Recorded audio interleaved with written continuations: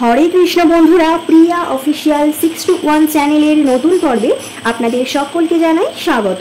বন্ধুরা, আজকের নতুন পর্বে আমরা জেনে নেব 2024 সালে ও বাংলার 1431 বঙ্গাব্দে গঙ্গা দশহরা পূজা কবে পালিত হবে, পূর্ণাঙ্গ সময়সূচি এবং তিথি ও নক্ষত্র কখন শুরু হচ্ছে, কখন সমাপ্ত হচ্ছে, গঙ্গা স্নান করার শুভ সময় কখন, গঙ্গা স্নানের মন্ত্র, এর সাথে সাথে মা গঙ্গা মর্তে কিভাবে আগমনী হয়েছিলেন সেই সম্পর্কে জেনে নেব, গঙ্গা স্নানের মাহাত্ম্য এবং এই দিনে কি কি নিয়ম পালন করলে গত 10 জন্মের পাপ থেকে আমরা মুক্তি পাব, সম্পূর্ণ বিস্তারিত আলোচনা করব আজকের পর্বে।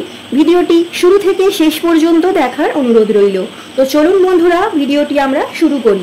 হিন্দু ধর্ম অনুসারে মা গঙ্গা হলো সবথেকে পবিত্র নদী। গঙ্গা জলের স্পর্শে মানুষের সব পাপ মুছে যায় বলে প্রচলিত বিশ্বাস। প্রতি বছর জ্যৈষ্ঠ মাসের শুক্লপক্ষের দশমী তিথিতে পালিত হয় গঙ্গা দশহরা পূজা। মা গঙ্গা হলো সেই জীবন্ত দেবী যিনি এখনো পবিত্র নদীর রূপে এই পৃথিবীতে বিরাজমান। ভক্তরা দেবী গঙ্গার কাছে প্রার্থনা করেন এবং গঙ্গা নদীতে পবিত্র ডুব দেন। এটাও বিশ্বাস করা হয় যে যারা পবিত্র গঙ্গা নদীতে স্নান করেন তারা সব ধরনের নেতিবাচকতা থেকে মুক্তি পান এবং এটি শরীর, মন এবং আত্মাকেও শুদ্ধ করে। দেবী গঙ্গা হলেন প্রকৃত দেবী যিনি জল রূপে পৃথিবীতে সর্বত্র বিরাজমান। জ্যৈষ্ঠ মাসের শুক্লপক্ষের দশমী তিথিতে তাই গঙ্গা দশহরা পূজা পালিত হয়। এই দিনেই মা গঙ্গা মর্তে আবির্ভূত হয়েছিলেন। এবার বন্ধুরা আমরা জেনে নেব গঙ্গা দশহরা পূজা 2024 সালে কবে পালিত হবে সেই সম্পর্কে। ইংরাজির 16ই জুন 2024 এবং বাংলার 1 আষাঢ় 1431 বঙ্গাব্দে গঙ্গা দশহরা পূজা অনুষ্ঠিত হবে। দশমী তিথি শুরু হবে 16ই জুন 2024 রাত্রি 2:32 থেকে। দশমী তিথি শেষ হবে 17ই জুন 2024 ভোর 4:43। হস্ত নক্ষত্র শুরু হবে 15ই জুন 2024 8:14 সকালবেলায় এবং হস্ত নক্ষত্র শেষ হবে 16ই জুন 2024 11:13 সকালে।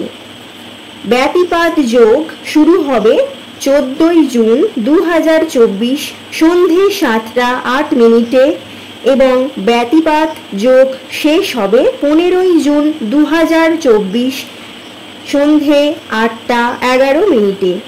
বন্ধুরা, এই ছিল গঙ্গা পূজার সময়সূচি, তিথি, নক্ষত্র সহ। এবার আমরা জেনে নেব গঙ্গা স্নানের শুভ সময়টি কখন।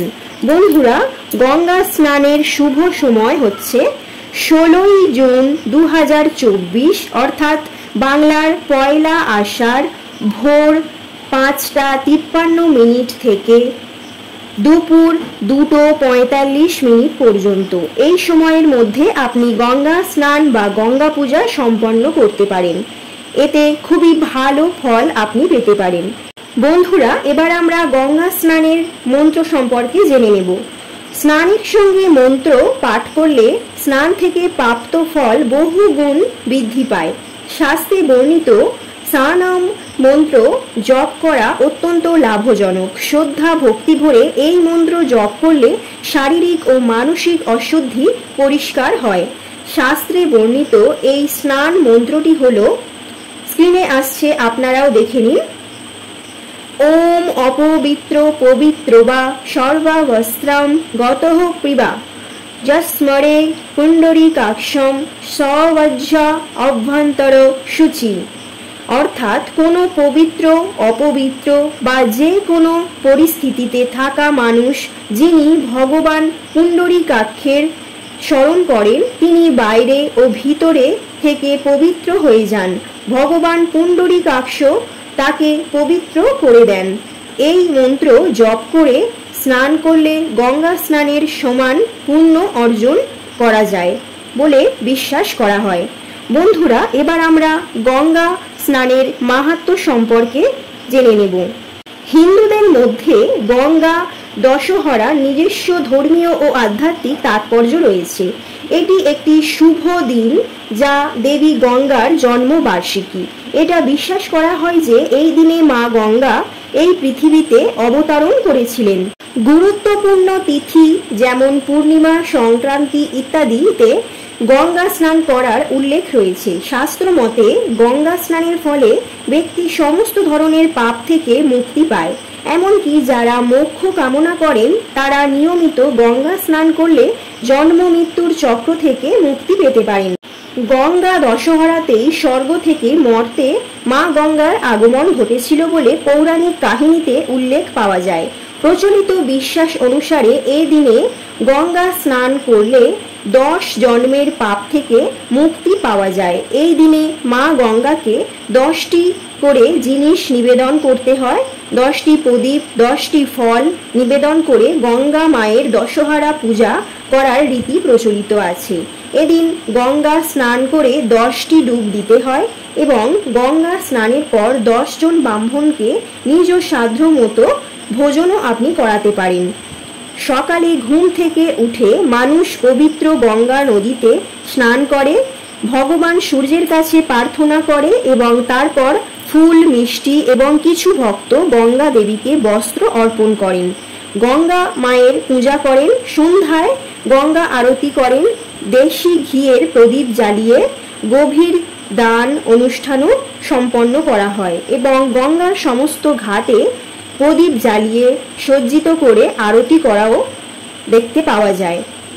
জ্যোতিষবিদরা জানাচ্ছেন যে শনির 7.5 দশা থেকে মুক্তি পেতেও গঙ্গা দশহরায় গঙ্গা স্নান করা অত্যন্ত মাহাত্ম্যপূর্ণ। এদিন গঙ্গায় স্নান করলে শনির অশুভ দশার ক্ষতিকর প্রভাব খর্ব করা সম্ভব হয়। শনির 7.5 দশার কারণে জীবনে যা কিছু সমস্যা, গঙ্গা দশহরা গঙ্গা স্নান করলে তার থেকে মুক্তি পাওয়া সম্ভব। কোনো বড় ও গুরুত্বপূর্ণ সিদ্ধান্ত নেওয়ার আগেও গঙ্গা স্নান করার পরামর্শ দেন জ্যোতিষবিদরা। এর ফলে আপনার নেওয়া সিদ্ধান্ত ফলপ্রসূ হবে। বন্ধুরা, আমরা জেনে নিলাম গঙ্গা স্নানের মাহাত্ম্য এবং এই দিনে কি কি করলে আপনি 10 জন্মের পাপ থেকে মুক্তি পাবেন সেই সম্পর্কে। এবারে আমরা সর্বশেষে জেনে নেব মা গঙ্গা কিভাবে মর্তে আবির্ভূত হয়েছিলেন সেই সম্পর্কে।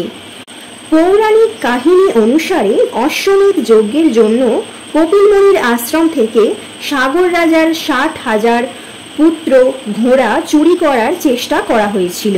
সেই সময় কপিল মুনিকে অপমান করায় তার ক্রোধে তারা ভস্মে পরিণত হন। পরে ভগীরথ রাজা হয়ে এই ঘটনার কথা জেনে সাগর রাজার পুত্রদের প্রাণ ফিরিয়ে দেওয়ার জন্য কঠোর তপস্যা করেন। তার সাধনায় তুষ্ট হয়ে ব্রহ্মদেব বর দেন কেবলমাত্র গঙ্গার স্পর্শেই এরা প্রাণ ফিরে পেতে পারেন। ভগীরথের অনুরোধে মা গঙ্গা মর্তে নামতে রাজি হলেও তার প্রচণ্ড গতিতে পৃথিবী ভেসে যাবে বলে আশঙ্কা প্রকাশ করেন ভগীরথ। তখন মহাদেব নিজের জটায় মা গঙ্গাকে ধারণ করেন ও সেখান থেকে ধীরে ধীরে তাকে নির্গত করেন। এভাবেই গঙ্গোত্রী থেকে গঙ্গা সাগরে নেমে আসেন মা গঙ্গা এবং তার স্পর্শে প্রাণ ফিরে পান সাগর রাজার পুত্রগণ। বন্ধুরা, আমরা মা গঙ্গার মর্তে আগমনী সম্পর্কে জেনে নিলাম। আজকের পর্বের ভিডিওটি যদি ভালো লেগে থাকে তাহলে আমার চ্যানেলটিকে একটি লাইক, কমেন্ট এবং শেয়ার করবেন এবং আমার চ্যানেলের নতুন বন্ধু হয়ে থাকলে চ্যানেলটিকে সাবস্ক্রাইব করার অনুরোধ রইল।